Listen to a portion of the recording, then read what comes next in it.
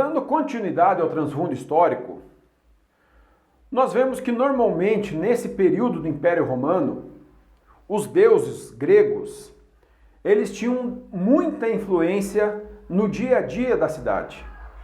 Então nós temos isso acontecendo em Éfeso, nós temos isso acontecendo em igrejas como Tessalônica, vemos a manifestação disso também acontecendo em cidades como Corinto, vemos isso em Atenas, vemos isso em Roma, enfim, os deuses, eles exerciam muita influência, ou o pensamento acerca da doutrina desses deuses, exercia influência na cidade. E na cidade de Colossos não era diferente. Eles tinham também vários deuses, uma deusa especial não só era adorada naquele lugar, mas ao mesmo tempo ela exerceu uma influência muito grande dentro do Império Romano, pelas características que eram transmitidas pela mitologia grega acerca dessa deusa. E o nome dessa deusa é deusa Cibele. A deusa Cibele, ela era considerada a mãe de todos. Ela era considerada a deusa que protegia todas as cidades. Tanto que, como você pode observar nessa imagem, ela tem o aspecto de uma mãe, né, daquelas senhoras e tal, e na sua cabeça ela tem como se fossem muros. E esses muros, eles são apresentados com dois significados. O primeiro deles é o significado de que ela então protegia, ela era a senhora que protegia todas as cidades. Mas há uma segunda referência de que ela também era aquela que tinha um pensamento superior. E eram poucos os que conseguiam transpassar essas muralhas que ela tinha na sua mente para então conhecer qual era o seu pensamento. Ela era considerada a deusa que os romanos mais veneravam, até mesmo mais do que Diana. Por mais que, se nós observarmos na história, a deusa Diana era uma das mais conhecidas por todo o império, era uma das mais adoradas em todo o império. Mas em Roma especificamente, um dos principais templos que existiam dedicados a uma deusa era um templo à deusa Cibele. Ela era a deusa de toda a região da Frígia. Acreditava-se de que ela era daquele lugar.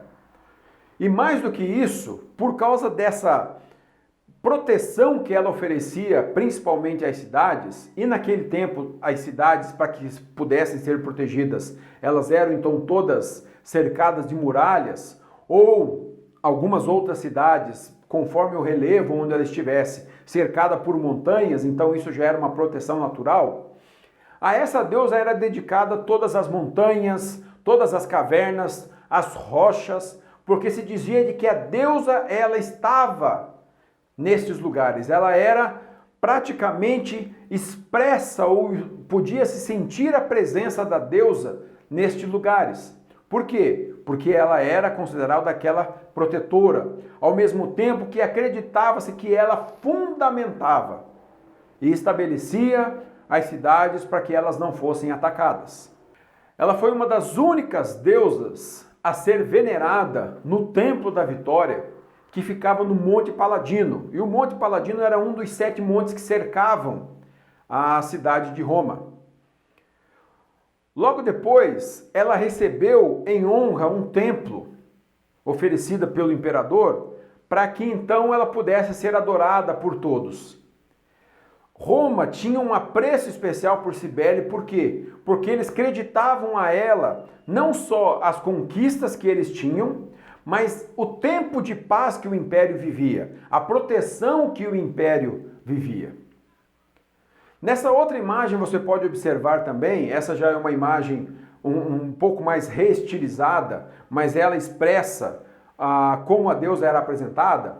Você vai observar que a deusa, além da muralha na sua cabeça, ela tem também uma chave na sua mão.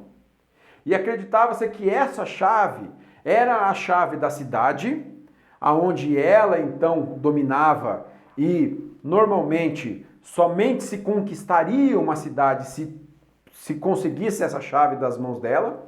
E também essa chave, algumas outras interpretações ou linhas de pensamento acreditam de que era o acesso a esse pensamento, à mente de Cibele.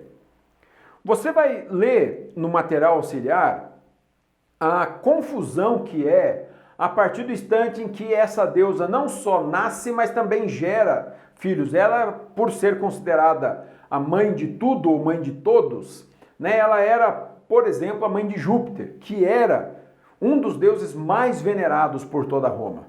E esse título de mãe de todos ou mãe de tudo faz com que ela goze de privilégios especiais. Nós não temos fundamentos históricos relacionados a como se dava a forma de sacrifício, mas o que nós vemos normalmente é que os seus sacerdotes, os sacerdotes que cuidavam do templo dela, eles não podiam ser qualquer sacerdote. Eram considerados sacerdotes importados, porque eles tinham que vir de regiões específicas e todos eles eram eunucos. Os seus sacerdotes, eles tinham que ser eunucos, por quê? Porque Cibele, ela era casada com Saturno. E Saturno, ele era um dos deuses mais cruéis, considerados pelo menos pela mitologia grega, para com seus filhos. E ela se tornou amante de Átis. A partir do instante em que ela se torna amante de Átis e Saturno descobre, ele então conspira, ele mata Átis e castra Átis. E isso então para ela foi algo muito difícil de assimilar, e então ela exigia dos seus seguidores que todos eles se castrassem como forma de prestar homenagem ao deus Átis. Da mesma forma que diz de que ele então se transformou num pinheiro a partir da intervenção da deusa, e o pinheiro então passou a ser uma das árvores utilizadas como símbolo e como também objeto de veneração em homenagem a Átis nos cultos no templo de Cibele.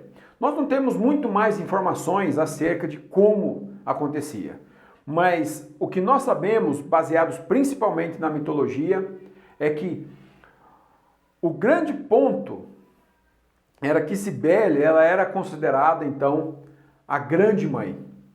Mas é interessante de nós pensarmos, e vamos ver isso no texto, que quando Paulo apresenta Cristo superior a todas as coisas, primogênito desde antes da fundação do mundo, dá a ideia de que ela não era necessariamente a mãe de tudo, a mãe de todos. Mas apresenta Cristo como superior até mesmo qualquer tentativa da deusa de usurpar um lugar que não era dela.